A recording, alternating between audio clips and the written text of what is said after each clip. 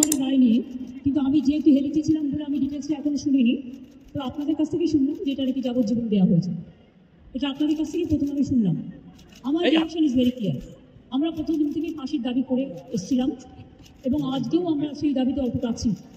কিন্তু আদালতের রায় ন্যাচারালি এখন সবাই মিলে কী বলবেন আমি জানি না, বাট আমার কথা আমি বলতে পারি বা আমার দলের বক্তব্য যেটা হচ্ছে, আমরা 3টে কেসে আপনারা দেখেছেন 54 দিন থেকে 60 দিনের মধ্যে আমরা ফাঁসি অর্ডার করেই দিয়েছি।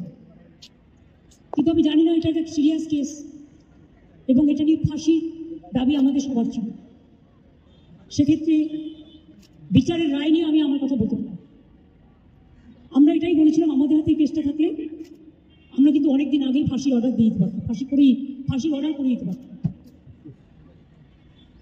আমি জানি না কিভাবে লড়াই করেছেন, কি করেছেন, কি যুক্তি